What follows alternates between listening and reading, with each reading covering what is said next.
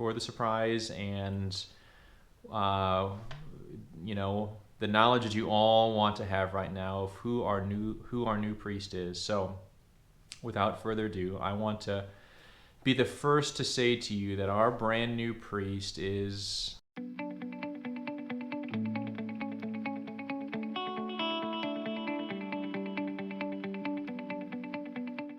Hey there, everyone. My name is Father Bolick, and welcome to today's video. We're getting down to the last few videos that I'll have with you here on this channel. I don't exactly know what the future of the channel will look like. I hope that our new priest it keeps up with it and it keeps going with it. I think it was an easy and good way to reach out to people and to offer content, you know, especially if people are unable to go to daily mass, they still get something else throughout the week from a priest that they know. So my hope is he continues on with it, but I honestly don't know. I thought today we might actually talk about a couple of things. One is I want to share with you what I know about the new priest, just so you can have some insights into what that might look like and who he is and what to expect. And the second is I want to go through some advice that I have for you on having a new priest, especially if it's a newly ordained. So let's talk first about my advice to you, and then we'll talk about who the guy is and what I know about him.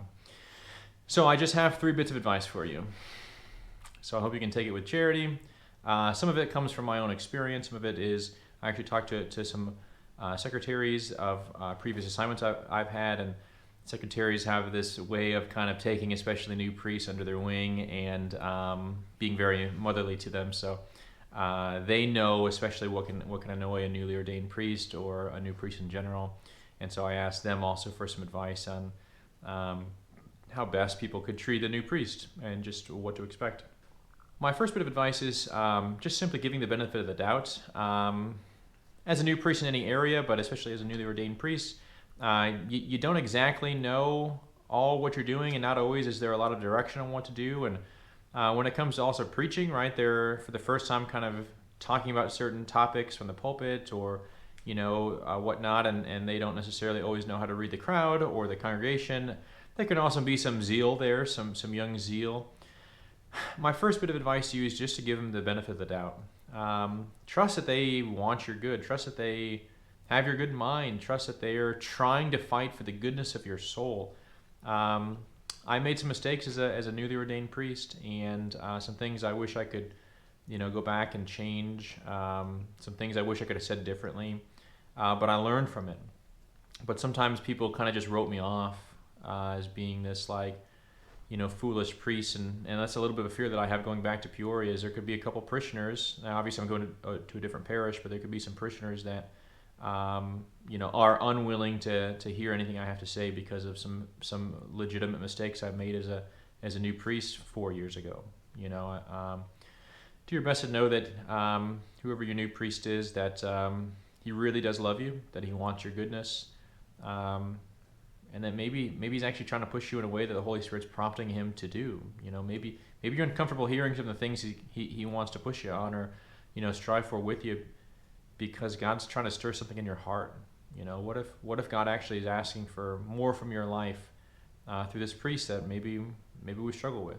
My second bit of advice for again having a brand new priest, especially if it's a newly ordained, is I don't know how to phrase this exactly. I guess I would say just showing priestly respect, but also human respect. I guess a couple of examples. If he wants to go by Father his first name or Father his last name, right, just call him whatever he wants, right? I interact with people all the time whose name is, Gracelyn, but they want to go by Grace, or their name is Marianne, but they go by Anne, or Marilyn, and they go by Lynn, or I'm only using names, female names here, but you get the idea. And it would be weird for me to show up and be like, no, I'm not going to call you what you want to be called. I'm going to call you actually something else. It's just weird, we don't do that to anybody else, right? It's just a basic human respect that if he wants to, I heard of a guy, at least when I was in seminary, he was ordained many years before me, and his name was, his nickname was Puck, like hockey puck. And he wanted to go by Father Puck. And his diocese was like, no, dude, that's, which I agree with him. I don't think that was a great name to go by. But like if he shows up and wants to go by a nickname, just call him what he wants to be called. Show him basic human respect. Be kind to him, even if he's not kind to you always. My guess is he'll probably be on his best behavior of being kind. Right, again, if there's some stuff that we struggle with that he does or doesn't do, or some things he's still figuring out, like, just show him the basic human respect of, seeing good intentions that he has. I would also stray away from using like condescending titles like buddy or bud, champ, tiger. Nothing says I'm not respected like being called a child by a grown adult.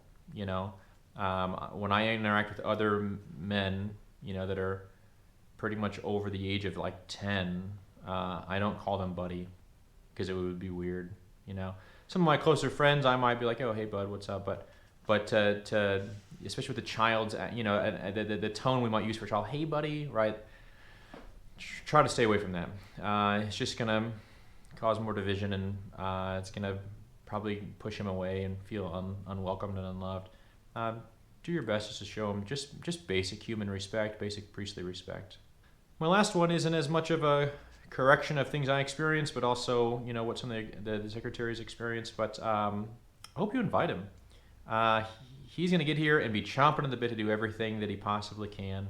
And I'll because it's the summertime, and also, we're still dealing with some effects of the pandemic, there's just not going to be as much going on. So every invite he gets, he's going to be glad to get. If you're having a family cookout, 4th of July is a good example. If you're having a family cookout on 4th of July, invite the new guy. Yeah, he probably doesn't have a whole lot going on. He probably won't know people in the area. Invite him over, right? Let him get to experience real family time and shoot off fireworks if he wants, and drink a beer and have a steak or a burger or, whatever it is you're making that day, right? Let him feel really welcome by all those things. Again, he's chomping at the bit to be a part of everything. The most boring summer that I've ever had as a priest was my first summer, because I was only wanting to do everything, and there's just not a lot going on. So hope you're able to do that. Hope you're able to, again, receive all those things, to take them to heart, to ask, how am I going to help this guy thrive in every area, right? How am I going to love him as best as I possibly can, so that he can love me as best as he possibly can, and he can love our parish as best as he possibly can. So again, I hope that you're able to take those 3 things in charity and love for your good and for his. I really do. Now, for the surprise and, the knowledge that you all want to have right now of who our new priest is. So, without further ado, I want to be the first to say to you that our brand new priest is, well, I don't know. So this video is being recorded a couple days before it's actually posted. By the time it's posted, it'll be public who it is. I don't actually know who it is yet.